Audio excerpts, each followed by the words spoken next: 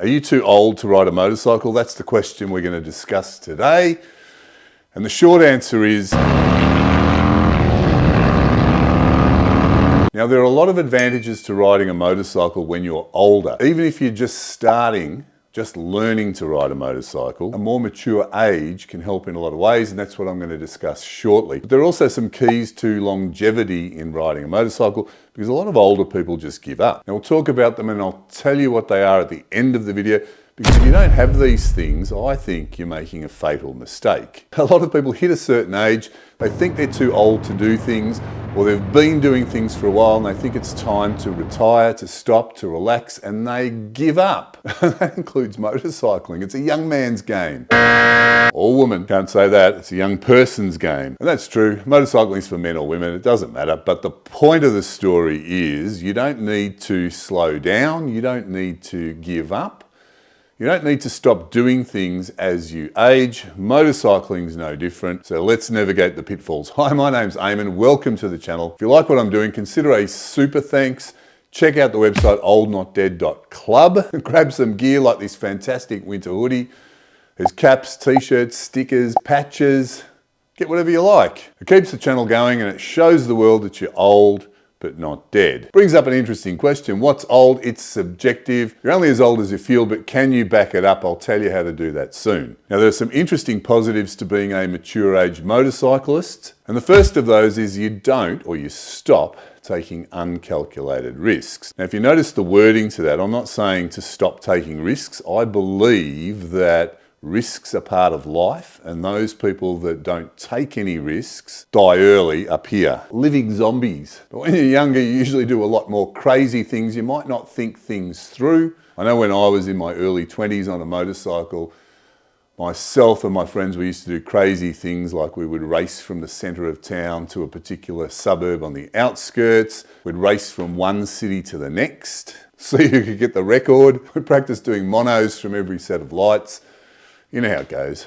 As you mature, I'm not saying to stop doing those things, but at least you can work out the risks associated with them and you can do things to mitigate the risks. You're doing monos at the lights, make sure there's no police cars coming the other way. I'm making light of it, but you know what I mean. As you get older, you've got nothing to prove, so you assess risks differently. Like, why am I doing this? Do I really want to do it? What am I going to achieve from it? And then when you want to do something that's risky, you plan it out and you make sure that you succeed. Now, the second thing is usually you've got more money as you get older. You're more established. You might have paid off your house. You might have a business that's going really well, or a really good job. Whatever it is, doesn't really matter. Generally speaking, you've got more money, so you can buy better bikes. Better bikes are more reliable. Better bikes are more comfortable. Better bikes can be a lot more fun. You can also invest better in protective clothing if that's your thing. Better motorcycling holidays. It's a general all-around better experience. It's not a necessity, it's not essential, but you know, it's better. And the third thing is you become street smart, and that's traffic aware, group aware, and socially aware. So what I mean by that is, as you gain experience on the road, it's obvious that certain situations in the traffic are going to get you into trouble. I often get a lot of criticism for the way I ride, but in my view, having a lot of experience, I can predict and see when certain situations are going to go south. Perfect? Not at all, but it comes back to that calculated risk I was talking about. You become more and more experienced and aware of what the traffic conditions are going to do ahead of time. And the same goes for riding in a group. A lot of people will not ride in a group. It's too dangerous. There are too many fools. There are too many beginners. All sorts of things can happen, and all of that is true. But as you gain experience, you also gain the ability to pick your spots and make better decisions, like, will I ride with that group or not? I'm in the group, but I'm not staying near that guy because I know he's a disaster. Things like that. Instead of blindly following the person in front of you, you might, you'll understand little nuances like, okay, the road's a little bit wet, I'll leave a bigger gap. I can see by the way that guy took a corner, I'm not going to be anywhere near. You can also find the groups that suit your riding style or ability. With maturity, you're a little bit more discerning and you're not afraid to say or to make decisions based on what's good for you rather than your ego taking over and, you know, you have to hang out with a certain group. That brings me to socially aware. Certain people are good for you and certain people are bad for you. So pick your friends wisely. There's an old saying about you are the sum of the 5 people that you hang around with most. That's very true. People do influence you. Just sitting near certain people, even just the energy of certain people will affect you.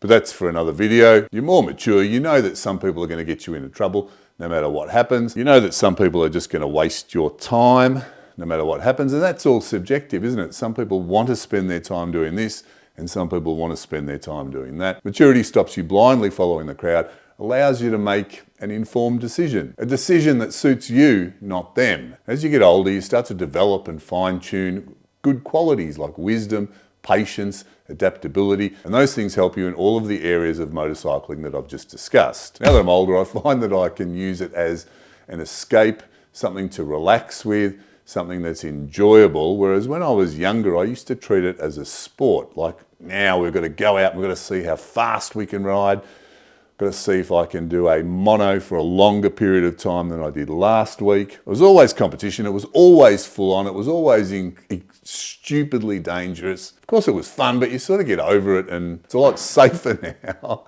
Personally, I don't have problems that I can't solve, that I can't work through, and I find there are much more efficient ways to solve problems than jumping on a bike. I use motorcycling as a way to stay present, as a way to switch off, as a way to get away from things and to relax. I find even if I'm hooning, it's relaxing. Now, for those of you who are thinking of starting to ride a motorcycle, my advice is it's never too late. You're going to regret, and this applies for anything, you're going to regret not doing things. Your life doesn't last forever, so do it. I guarantee you, your biggest regret later in life is going to be not doing certain things. And when you analyse why people don't do things, it always comes down to fear. Fear is really darkness, lack of knowledge, not understanding something, extrapolating something bad happening. All of those things can be changed. All of those things can be controlled. All of those things can be influenced in a positive way. You don't really have to fear anything. And I know that's easy for me to say sitting here, but personally I've tackled this in many, many different areas of life, and that is how you conquer fear. That's how you overcome fear, by analysing what's making you scared and doing something about it. I really believe you can do anything that you set your mind to. So if you're thinking of starting motorcycling, get into it. Research it, understand it, get into it. And once you understand something and you put it into practice and you get better at it, a lot of the fear is going to go. It's pretty easy, really. Age is an attitude. Now, a lot of people are going to say, well, if I'm scared of this and I'm apprehensive, why would I do it? In my opinion, challenges are good for human beings. I think that that's what keeps you moving forward. A lot of people have very boring lives because they don't challenge themselves. Understanding and learning and doing things that you don't know how to do, it's really good for your soul. Now, riding a motorcycle is no different. I've been riding for over 40 years, but I still try and learn new things. If I see something that I don't know about, I'll still try and learn it. If I see somebody that's got a lot more skill than me, I'll still try and follow them, figure out why they're taking that bend a lot faster than I can. You never stop learning, you can always improve. Now, of course, when you're older, in particular if you're starting from scratch, you've got some major challenges to overcome. So they say when you're older you don't learn as fast. That might be true, and if it is true, it really just means you need to practice more to compensate. And the reason I say it might be true is because you can see a huge difference in those that started riding their motorcycles early and those that started late in life. Now, some of that might be skill and experience, and some of that might just be because it's harder to learn when you're older. Some people say that after the age of 25, your brain stops developing, so therefore you don't learn as fast. I don't know about that. I still learn super quick when I put my mind to it, and anytime I can't learn, it's usually my attitude because I don't really want to learn. Or let's just say I don't see the value in putting the time in to learn that thing, and it comes across as can't learn. And a lot of motorcycling is just learning the physical skills that are involved. And I think you need to avoid the trap of more kilometres equals more skill.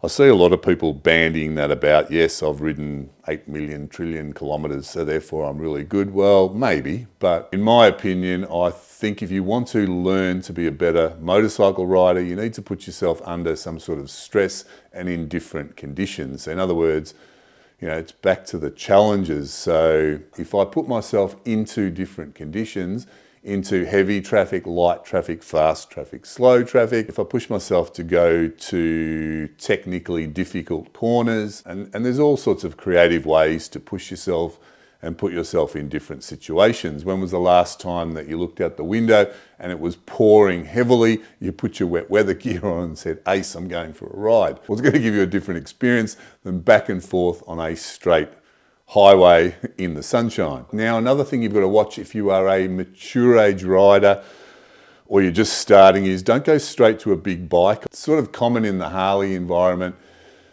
because they are big bikes.